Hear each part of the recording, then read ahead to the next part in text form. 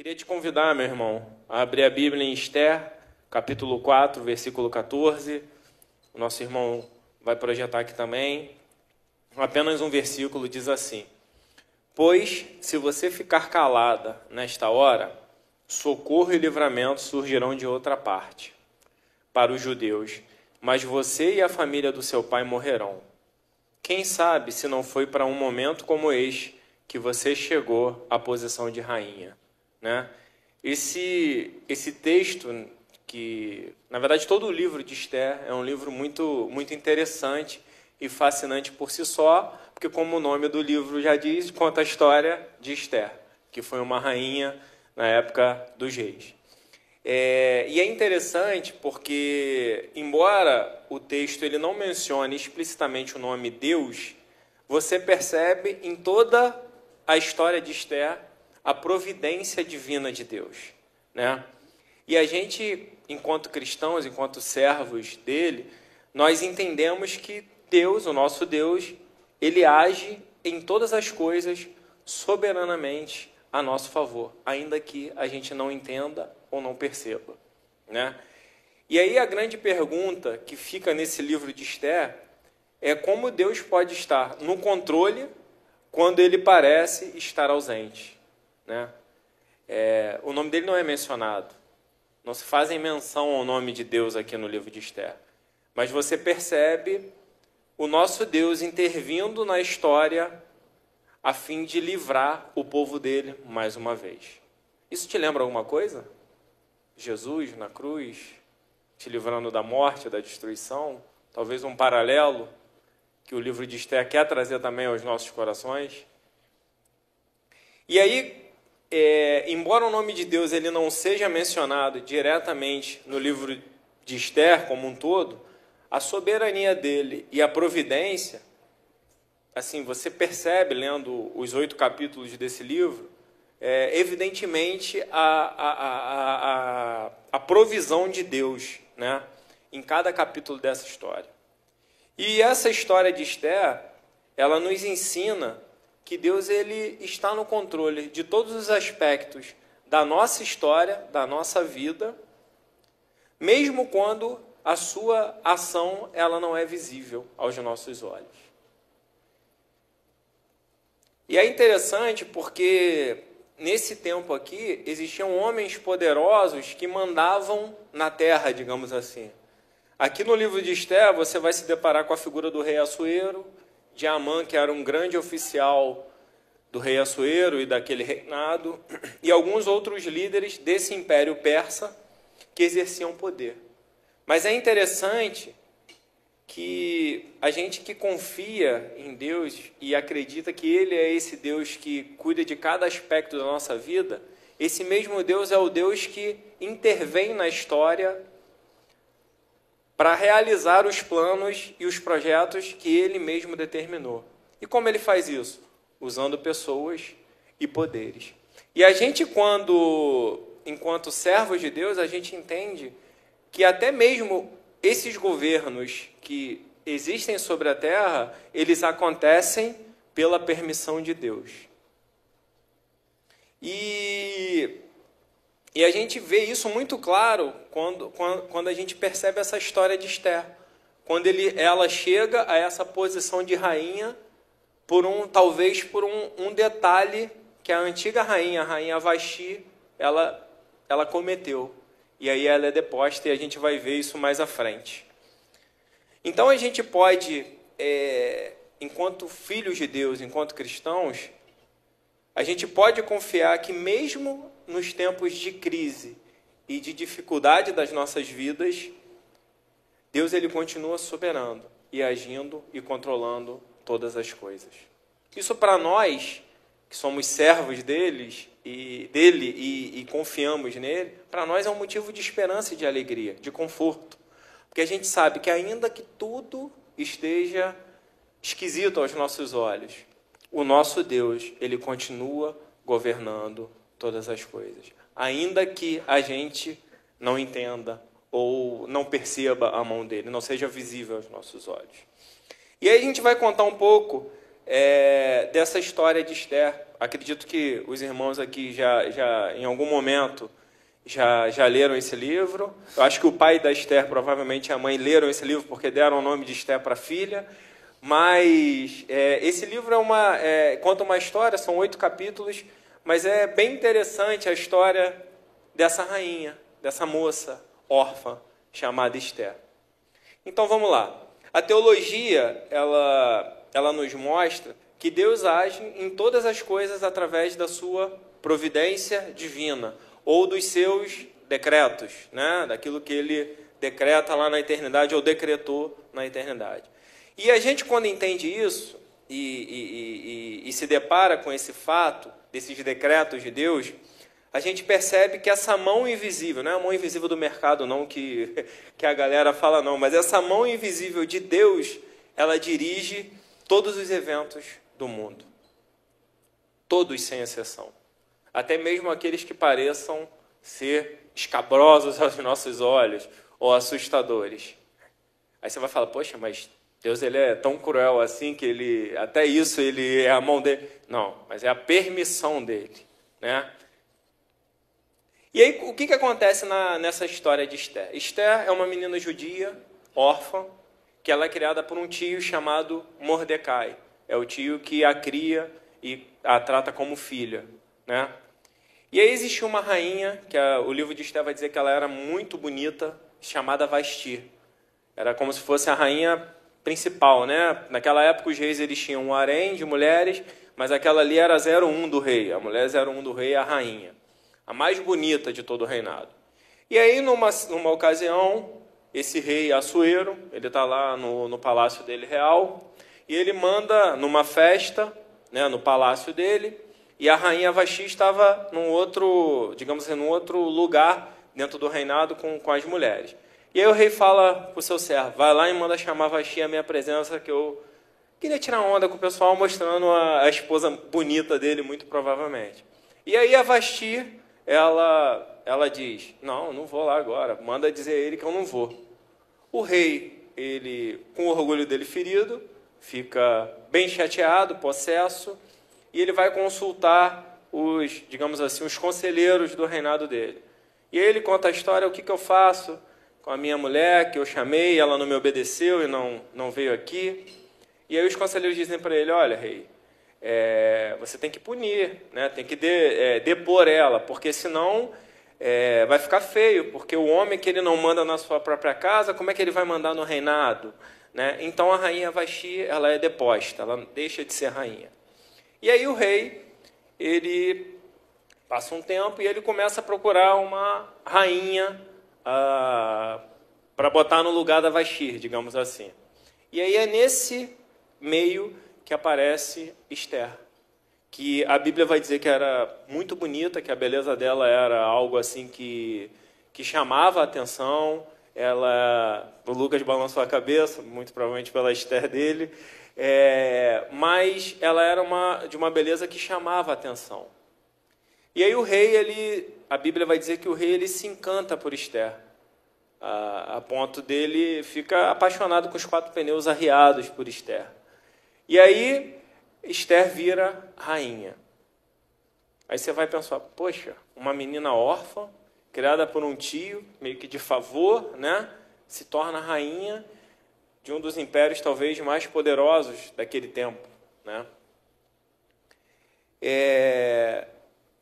E aí nesse inteirinho, Esther está lá já está no palácio, já virou a rainha, o rei com toda a pompa preparou ela, enfim, como a história mandava. E aí o tio dela, Mordecai, ele está na porta do templo, de bobeira, porque ele combina com Esther, Esther, não fala que a gente é parente, entendeu?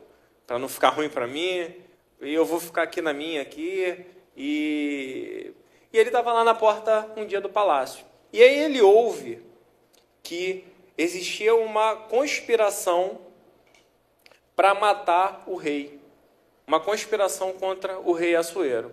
E aí ele vai em Esther e fala, minha filha, aconteceu isso, estão querendo matar o rei.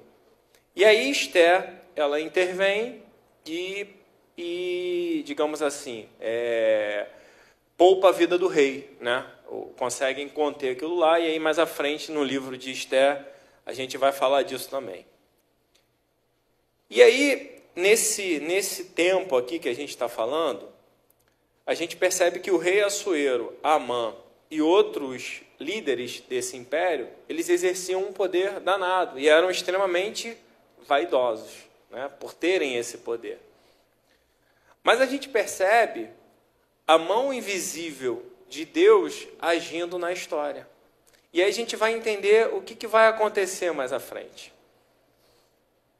Um dia, Amã, ele, que era um grande oficial do rei, do reinado, sei lá, talvez o braço direito ali do rei, ele passa no templo, assim, ou pelo palácio, e o Mordecai estava sentadão lá e não levantou para ele. E aí o Amã, ele fica com a vaidade dele ferida, com o orgulho dele ferido. E aí Amã, ele pensa o seguinte: vou arrebentar com esse cara, não vou deixar ele, para que isso não se espalhe. Como é que eu posso passar aqui como um grande oficial do rei e esse cara, ele me tratar assim, entendeu? Ficar com orgulho ferido. E aí ele começa a tramar a morte de Mordecai e de todos os judeus que nessa época eram escravizados. E aí, Mordecai, Esther fica sabendo disso, e aí a gente entra nesse versículo que a gente leu, que é Mordecai falando para Esther: pois se você ficar calada nesta hora, socorro e livramento surgirão de outra parte para os judeus, mas você e a família do seu pai morrerão. Quem sabe se não foi para um momento como este que você chegou à posição de rainha. E aí Esther diz para Mordecai assim: olha, eu vou jejuar durante 3 dias para ver o que eu vou fazer. E aí, depois de 3 dias de jejum e de oração, Esther resolve ir até o rei Assuero e falar com ele acerca disso que estava sendo tramado por Amã. E aí Esther chega na presença do rei e fala: olha, rei, eu queria conversar com você, e eu queria ler com vocês o texto que está em Esther, deixa eu pegar aqui, Esther capítulo 5, se eu não me engano, Esther capítulo 5, versículo 1, diz assim: 3 dias depois, Esther vestiu seus trajes de rainha e colocou-se no pátio interno do palácio, em frente do salão do rei. O rei estava no trono, de frente para a entrada. Quando viu a rainha Esther ali no pátio, teve misericórdia dela, estendeu-lhe o cetro de ouro que tinha na mão. Esther aproximou-se e a tocou na ponta do cetro. E o rei lhe perguntou: que há, rainha Esther? Qual é o seu pedido? Mesmo que seja a metade do reino, será dado a você. Você vê como o rei amava a Esther. E aí Esther disse: se for do agrado do rei, venha com Amã a um banquete que lhe prepararei. Então Esther vai na presença do rei, espertamente, e convida o rei Amã para um banquete. E aí, nesse banquete, Esther conta acerca dos planos de Amã, que Amã estava planejando matar Mordecai e todos os judeus. Amã, inclusive, ele já tinha emitido um decreto, né? Porque ele tinha esse poder para isso, junto ao rei. E aí, o rei fica sabendo disso, e aí ele executa Amã na frente de Esther. Ou seja, o que era para ser contra o povo judeu, Amã tramando, se tornou contra Amã. E aí, nesse momento também, a gente percebe a mão de Deus agindo, né? Talvez Esther subia, as pessoas quando viram uma órfã chegando à rainha, né, daquele reinado, não entendiam aonde Deus queria chegar. Porque Deus, ele já conhecia lá na frente o que ia acontecer, ele já conhecia o coração do homem. E já sabia que Amã, ou se não fosse Amã, outra pessoa, tramariam contra esse povo judeu que é o povo dele. Então Deus, ele é o Deus que conhece a história do passado, de hoje, e conhece os nossos dias que ainda vão acontecer em 2025, daqui para frente, 2026, já conhece toda a nossa história. E esse Deus que conhece a nossa história e nos ama e nos chama de povo seu, é o Deus que cuida de cada detalhe das nossas vidas, bons ou ruins. É o Deus que já está presente na nossa história, assim como esteve na história de Esther, fazendo uma órfã se tornar rainha. Mas por que ele fez isso? Para que ela fosse instrumento de libertação para a vida do povo judeu anos depois. Esse mesmo Deus da história de Esther é o Deus que age na minha e na sua vida. E quando a gente tem ciência dessa soberania de Deus e desse poder de Deus, dessa mão invisível de Deus na história, o nosso coração consegue descansar e encontrar conforto nele, porque sabemos que ele tem cuidado de nós e vai cuidar de nós até o dia que nos encontraremos com ele. Então, por isso, o nosso coração pode descansar. Talvez a gente, não vendo esse milagre, essa mão de Deus visível, né, visivelmente aos nossos olhos, a gente acha que Deus ele não está se importando com a nossa história, ou não está agindo em nosso favor. E a história de Esther, ela traz justamente isso para nós, que a providência de Deus sempre vai nos acompanhar, acompanhar. E essa mão de Deus invisível, né, que muitas das vezes a gente não vê, é essa mão que intervém na nossa história. E vai intervir na nossa história de forma soberana. Talvez de forma extraordinária, como a gente veja em alguns casos. Mas é o mesmo Deus que age e usa os meios ordinários para cumprir os seus propósitos em nossas vidas. Porque talvez a gente, infelizmente hoje a gente vê um evangelho pirotécnico, né? Um show, onde Deus ele tem que agir de forma com fogos de artifício, ou o paralítico levantar da cadeira, ele tem poder para isso tudo. Mas o Deus que a gente crê é o Deus que usa o nosso tempo e coisas ordinárias do nosso dia a dia para executar em nós o propósito e os planos que ele tem para nós. E quando a gente tira os olhos disso, né, achando que Deus ele está ausente, ou a gente não consegue ver esse agir, a gente acha que ele se esqueceu de nós ou da nossa história. Mas a história de Esther e do povo judeu aqui mostra exatamente para nós que ele está agindo em nossas vidas, talvez de forma extraordinária, mas no ordinário, no nosso dia a dia.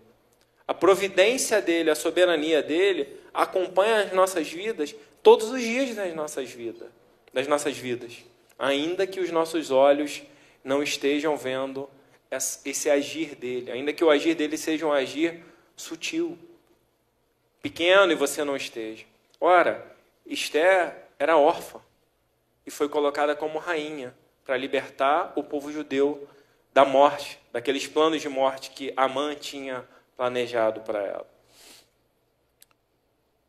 E aí Amã, como eu disse, esse alto oficial que odiava Mordecai, ele estava planejando, por conta do ódio a Mordecai, exterminar todos os judeus. E aí aqui a gente percebe não só uma luta da carne, mas uma luta espiritual também. Porque o inimigo das nossas almas, a Bíblia vai dizer que ele está a todo tempo bramando como leão ao nosso derredor, buscando a quem possa tragar. A Bíblia vai dizer isso. E a gente precisa estar vigilante. Mas a gente precisa também lembrar que a última palavra, ela vem do Senhor.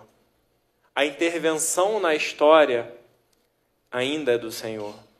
Ainda que os nossos olhos estejam contemplando uma história muito ruim, mas é esse Deus maravilhoso que intervém na nossa história e pode transformar qualquer quadro.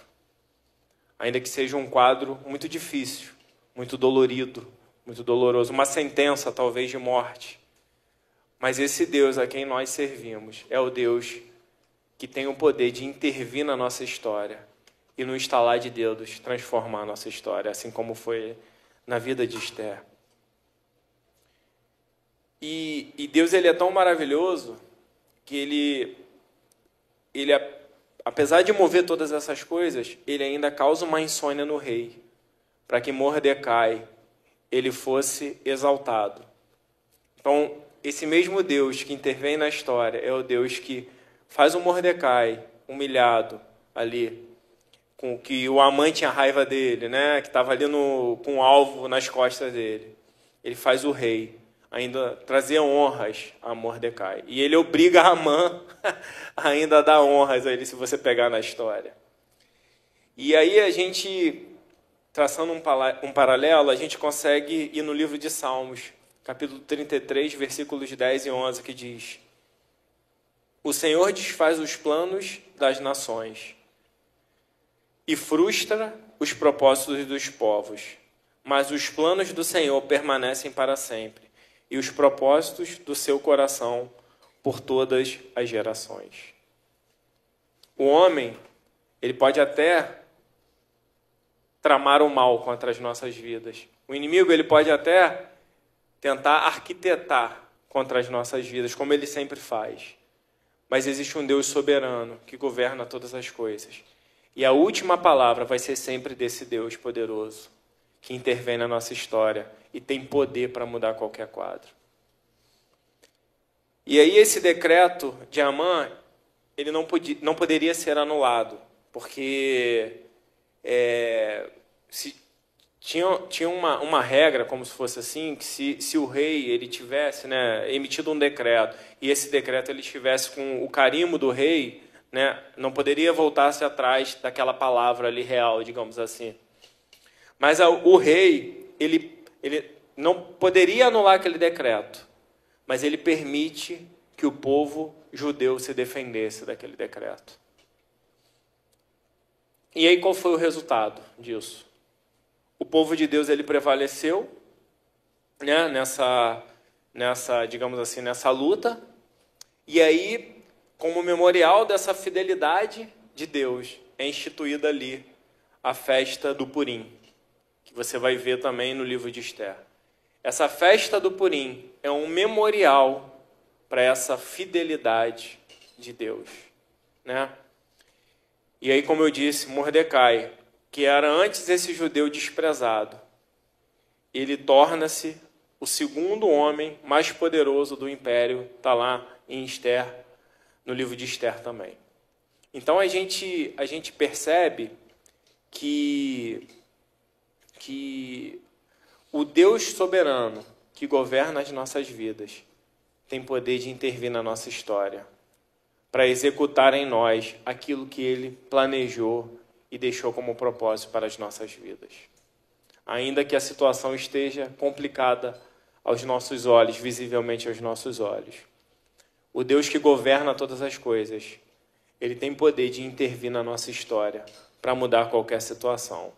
E mesmo quando a gente, sabe, não vê a mão de Deus visivelmente atuando a nosso favor, mesmo que as situações mostrem o contrário, a gente pode confiar que ele está trabalhando para o nosso bem e para a glória dele, para executar em nós aquilo que ele planejou e projetou para as nossas vidas. E aí a gente pode perceber algumas grandes lições, né, sobre a soberania de Deus e a responsabilidade humana. O primeiro é que Deus governa sobre todas as coisas, mesmo em tempos de silêncio.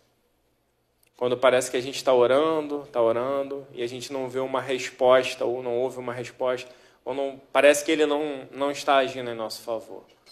Mas é justamente o contrário disso. Não é porque a gente não está vendo a mão dele se movimentar, que ele não está ouvindo a nossa súplica. Uma outra coisa que a gente também consegue aprender, que a gente falou aqui, é que mesmo quando Deus parece ausente, ele continua no controle da minha e da sua vida, para executar em nós os propósitos e os planos que ele tem para nós. Um outro ponto é que talvez o inimigo ele possa até tramar contra nós, de forma ardilosa, né? Mas a última palavra que vai prevalecer na minha e na sua vida é a palavra de Deus. Essa é a que vai sempre prevalecer sobre nós. Então pode-se tentar fazer o que for, mas a última palavra, a meu e a seu respeito, sempre será dita por Deus. E, que é, logicamente, como eu já disse, Deus ele preserva o seu povo e cumpre os seus planos sempre. Como a gente leu no livro de Salmos ainda agora, os planos de Deus, eles nunca serão frustrados. A última palavra é sempre dele. E a nossa fé, ela deve nos levar à ação. Calvino, ele dizia algo interessante, né? Porque às vezes as pessoas entendem a soberania de Deus de forma equivocada. Porque a gente acha, se Deus ele já vai agir na minha vida de qualquer jeito, eu posso ficar aqui de boa, sentado, esperando. Não, mas justamente por a gente entender essa soberania de Deus, essa soberania de Deus, ela não anula em nós a nossa responsabilidade. E Calvino ele diz uma coisa, ele diz que a providência de Deus não significa que podemos ser passivos. Pelo contrário, é uma motivação para agirmos com fé. E nessa história aqui, a gente percebe que Esté, ela poderia ter ficado na dela, porque ela estava de boa, ela já era rainha, já estava numa posição privilegiada. Mas quando ela sabe daquilo ali pelo tio dela, ela escolhe agir com fé, chamando à existência aquilo que não existe, né? Clamando a Deus. E essa nossa fé, ela deve nos levar sempre a uma ação. Não é porque eu confio que Deus ele está agindo a meu favor que eu posso ficar de boa, mas pelo contrário, é descansar na soberania dele, sabendo o que ele tem, e ter esse chamado à fé, a orar, a buscar ao Senhor, a fazer aquilo que está ao meu alcance, deixando o que eu não consigo fazer nas mãos dele. E como último, né, como Esté, a gente precisa confiar que Deus nos colocou em certas situações para um tempo como este. A gente não sabe aquilo que Deus tem planejado para nós, mas eu queria te dizer que ainda que os tempos sejam difíceis, isso no final vai resultar em glória para o nome dele. Ainda que a situação esteja te apertando, né, e algumas vezes te arrancando sangue, né, te machucando, mas saiba que Deus, quando ele te permite que você passe por certas situações, no final isso vai resultar em glória para o nome dele. E essa história aqui de Esté, ela traz um paralelo para nós, né? O povo judeu que estava sofrendo, que ia para a morte, e aí Deus levanta Esté para poupar aquele povo. Isso lembra para nós alguma coisa que aconteceu há 2000 anos ali no Calvário, aponta para a cruz de Cristo, talvez, aponta para o nosso estado. O nosso estado era de morte. A gente hoje celebrou a ceia do Senhor, esse memorial aqui. Mas o estado que a minha e a sua vida merecia era a morte. Mas Deus, na sua infinita glória, levanta o Cristo ressurreto, para que venha pelejar ao meu e ao seu favor, e trazer para nós algo que a gente por nós mesmos não poderíamos conquistar, que é essa vida, assim como aconteceu com o povo judeu. Sabe, e a gente percebe essas histórias do Antigo Testamento apontando sempre para uma coisa, para a cruz de Cristo, para Cristo Jesus. E a nossa segurança e a nossa fé tem que repousar sempre nele, em Cristo Jesus. Esté mostra para nós que existe um Deus que governa sobre todas as coisas e que está disposto a intervir na minha e na sua história, se for necessário para executar os planos dele. Mas a maior intervenção na história que Deus poderia fazer já aconteceu há 2000 anos atrás, na cruz do Calvário, onde Cristo Jesus, não tendo pecados, pagou o meu e o seu pecado naquela cruz, para que hoje a gente tivesse vida, e vida em abundância, como a Bíblia vai dizer. Ainda que as circunstâncias das nossas vidas, por vezes, possam ser tenebrosas e difíceis, a gente precisa voltar os nossos olhos e perceber que Deus ele está disposto e já esteve disposto a intervir na história da humanidade para trazer a vida que eu e você precisávamos. E talvez esse problema que você... Eu não estou querendo minimizar o problema que você talvez esteja passando, mas eu queria te fazer um convite a essa esperança, renovar essa esperança na cruz de Cristo. Porque é dela, e somente através dela, que a gente encontrou vida. E é somente através dessa cruz de Cristo que nos limpou e nos purificou através desse sacrifício, para que hoje eu e você tivéssemos vida. Essa vida que a Bíblia vai dizer, essa vida plena em abundância. Então, que em nome de Jesus, meu irmão, que essa história de Esther que a gente leu aqui nessa manhã e falou um pouco, possa trazer para o seu coração a esperança de saber que existe um Deus que governa todas as coisas e governa a sua e a minha história. E esse mesmo Deus ele está disposto, como ele já fez há 2000 anos atrás, a intervir na minha e na sua história, trazendo a salvação que a gente não poderia comprar nunca, pagando aquele preço. Esse mesmo Deus é o Deus que tem um controle de todos os teus dias. E nos próximos meses, fevereiro, março, abril de 2025, 2026, ele já está lá. Ele já sabe o que vai acontecer na minha e na sua história. E saiba que tudo que acontece na sua vida hoje, talvez seja uma preparação para aquilo que Deus quer fazer alguns meses mais à frente ou anos.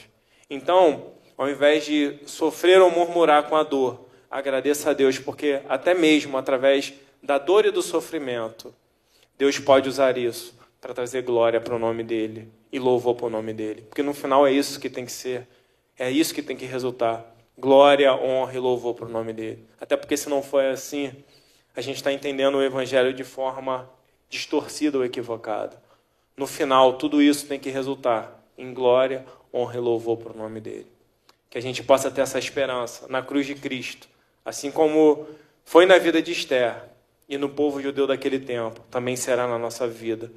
Deus tem poder de transformar qualquer cativeiro e tem poder de intervir na nossa história com poder, graça e misericórdia. Que o nosso coração descanse nessa esperança, em nome de Jesus.